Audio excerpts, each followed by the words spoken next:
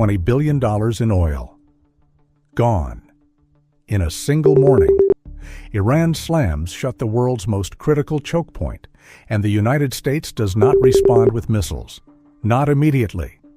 What actually happens next will shock you, because the real U.S. response is slower, more brutal, and more devastating than any airstrike, and it has already begun. Right now, as you watch this, the Strait of Hormuz, a waterway barely 21 miles wide at its narrowest point, is at the center of the most dangerous standoff the world has seen since the Cold War. We're not talking about a hypothetical. We're talking about a crisis that has already shaken oil markets, paralyzed global shipping, triggered a U.S. naval blockade, and killed people. And the story of what America actually does when Iran pulls this trigger is nothing like what the Pentagon publicly admits. Let's start with the geography, because this matters. The Strait of Hormuz sits between Iran to the north and Oman to the south. It connects the Persian Gulf, home to the world's largest oil reserves, to the Gulf of Oman and the open Indian Ocean. The navigable shipping lane is split into two corridors, 2 miles wide in each direction, separated by a 2-mile buffer zone. That's it, 4 miles of water.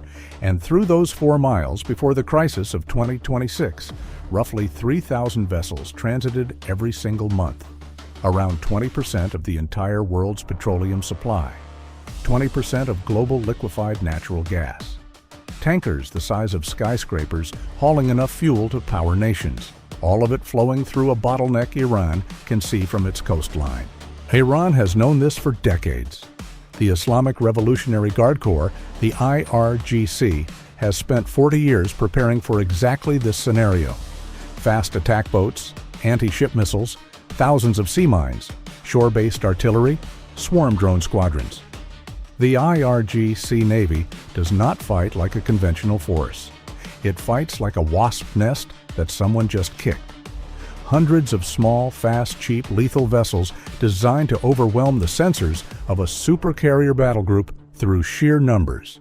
It is one of the most dangerous asymmetric naval threats on the planet. And they pulled the trigger.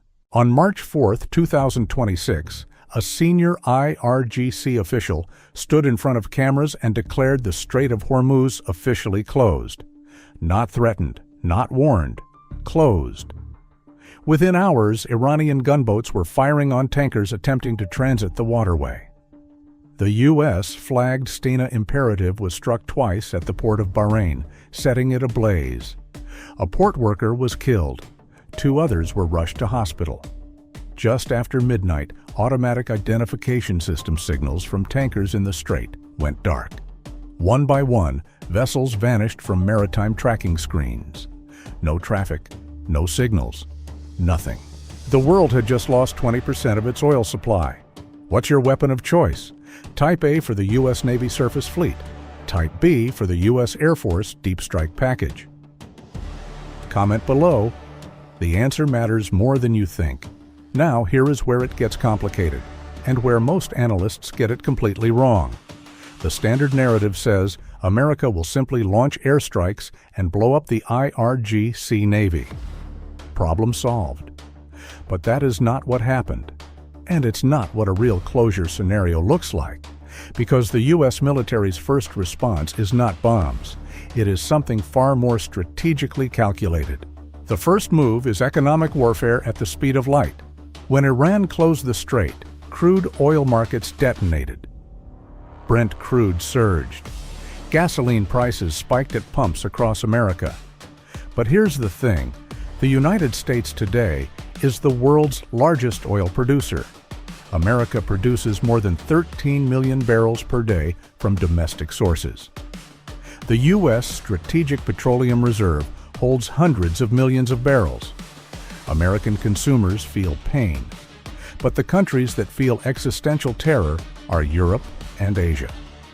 European natural gas prices spiked 63% within a week of the crisis. Asian prices jumped 54%. Qatar Energy, the world's largest LNG producer, declared force majeure. 20% of global LNG vanished from the market in days. This is the pressure asymmetry that Iran miscalculated. Iran thought closing the strait would hurt America most. It doesn't. It obliterates America's rival supply chains while Washington maintains relative energy independence. Every week the strait stays closed, China hemorrhages, Japan bleeds, South Korea convulses. The European Union burns through reserves it cannot replace. And Donald Trump, standing at a podium, watching oil prices rage, holds the key to reopening the valve. But Iran made its own calculation. Supreme Leader Ali Khamenei was killed in strikes on February 28, 2026. The regime that replaced him had nothing left to lose and everything to prove. Closing the strait was not just a military move. It was a declaration of survival, a message to the world that Iran, even bombed and bleeding, could hold the global economy hostage. If you're enjoying this deep dive into modern warfare, take a moment to hit that subscribe button. This kind of analysis takes hours to put together. Your support keeps it coming. Here is what the U.S. military actually brought to bear. In the U.S., but here is the tactical nightmare Iran created. The IRGC had spent decades mining the strait. Thousands of sea mines, some triggered by pressure, some by magnetic signatures, some by acoustic sensors, were seeded across the navigable channels. U.S. officials later confirmed that Iran itself lost track of where many mines had been placed. The strait was not just closed, it was poisoned. A single mine strike on a fully loaded supertanker carrying 2 million barrels of crude would trigger an environmental catastrophe visible from orbit. 22 countries signed declarations supporting the reopening of the strait: France, the United Kingdom, Germany, Japan, Bahrain, the UAE. But pledging support and actually sailing into a mined-contested channel while Iranian gunboats roam free are two very different things. What would you have done as the U.S. CENTCOM commander? Push ships through with mine risk and take casualties? Wait for full mine clearance and let oil markets burn? Comment your answer below. The diplomatic and military chess game escalated with stunning speed. On March 21st, Trump issued a 48-hour ultimatum: open the strait or face strikes on Iranian power plants. Iran responded not with compliance but with threats to strike desalination facilities across the Gulf, the systems that produce drinking water for millions of people in Saudi Arabia, Qatar, the UAE, and Bahrain. Not oil infrastructure, water. Fresh water for civilian populations. It was a threat that changed the entire calculus. Israel killed IRGC Admiral Alireza Tangsiri, the commander directly overseeing the blockade of the strait, on March 26th. A precision strike, a message. His replacement inherited a collapsing command structure and a fleet that had already taken devastating losses from U.S. airstrikes. But the strait stayed closed. Because Iran had a card America hadn't fully gamed out. Mines do not need commanders. They do not need sailors. They sit on the ocean floor, invisible, patient, waiting. And clearing thousands of mines from 21 miles of contested water takes not days, not weeks, but potentially months. By mid-April, the U.S. declared a counter-blockade. The U.S. Navy positioned assets to intercept any vessel attempting to reach Iranian ports. A dual blockade. Iran blockading the world's oil. America blockading Iran. Global trade routes seized. The global economy grinding between two opposing naval forces in the narrow waters of the Persian Gulf. Oil prices rocketed. Brent crude surged toward $100 per barrel. The ripple effects slammed every supply chain on Earth. Shipping insurance premiums for a single transit of the strait jumped from $250,000 to over $1 million per vessel, and then became effectively unavailable at any price. Ship owners parked their fleets. Global oil inventories burned down. Refineries across Asia began rationing. Russia, America's adversary, watched its oil revenues surge as global crude prices skyrocketed. Every week the strait stayed closed, Moscow's wartime economy gained breathing room. This was not a coincidence. China vetoed a UN Security Council resolution calling for freedom of navigation in the strait. Russia joined them. At the exact moment the global economy needed international consensus, the two powers with the most to gain from prolonged chaos used their veto to ensure it continued. Don't miss what comes next. Make sure you're subscribed, because this story is not over. Here is the part that no one wants to say plainly. The U.S. military response to Iran closing the strait is not, and never was, a simple question of firepower. America has the military capability to destroy every IRGC vessel, every shore battery, every missile launcher in range of the strait. That is not in dispute. What is in dispute is whether destroying those assets reopens the strait. And the answer, as the 2026 crisis proved, is no. Mines persist after the fleet is gone. The navigable channel remains dangerous. Ship owners, insurers, and cargo companies make their own calculations, separate from military operations. The moment a single supertanker hits a mine that was supposed to be cleared, transit stops again. The liability alone shuts the strait as surely as IRGC gunboats. This is why the real American response to strait closure is a multidimensional siege. Military strikes degrade Iran's offensive capabilities. Economic blockade cuts off Iran's revenue. Diplomatic pressure isolates Tehran from potential allies. And time, ruthless, grinding, economically devastating time, is weaponized against both sides. Iran's economy collapses without oil exports, but global markets burn without Gulf oil. It is a hostage situation where both the captor and the responding force are bleeding. The U.S. deployed 2,500 additional Marines to the region, troops trained for amphibious operations.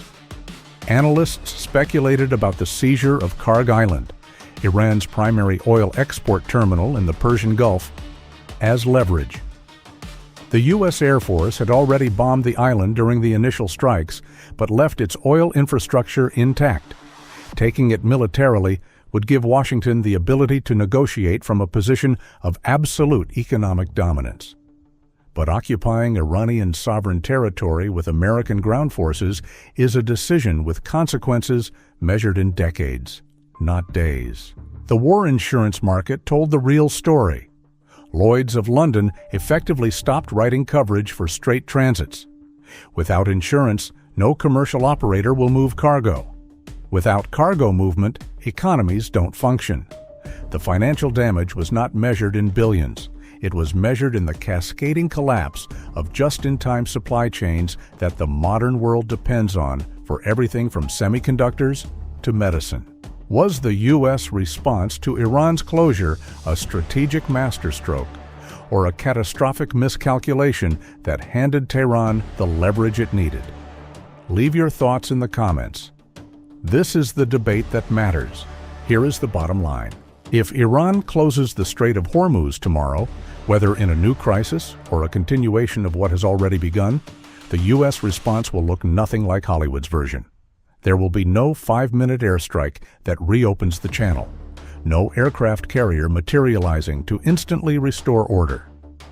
The response will be a grinding, multi-week campaign of airstrikes on IRGC naval assets, mine countermeasure operations in contested waters, a naval blockade that squeezes Iran's economy, intense diplomatic pressure on China and Russia to stop shielding Tehran, and a race against time as global oil markets convulse and political pressure builds from every direction.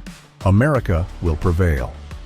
Not because of a single decisive blow, but because the United States has the only military on Earth capable of sustaining a multi-domain naval campaign in a mined, missile-saturated choke point, while simultaneously maintaining diplomatic coalitions, managing global energy markets, and absorbing the political cost of rising gas prices at home. No other nation can do all of those things simultaneously. That is American power. Not the 5-second missile strike. The ability to endure, adapt, and grind an adversary into strategic irrelevance while the entire world screams for resolution. Iran learned this in 2026. The Revolutionary Guards, with their swarms of fast boats and their fields of sea mines, believed that closing the strait would break American will. What they discovered is that closing the strait broke Iran. The regime that launched this gamble lost its supreme leader in the opening strikes, lost its top naval commander to an Israeli precision hit, lost its oil revenues to a counter-blockade, lost its diplomatic allies to the reality that no economy, not China's, not Russia's, not India's, can function indefinitely without access to Gulf energy. The mines in the strait are a symbol of what Iran achieved, the ability to poison a waterway, but not the ability to control one. Freedom of navigation is not just a phrase in an international treaty.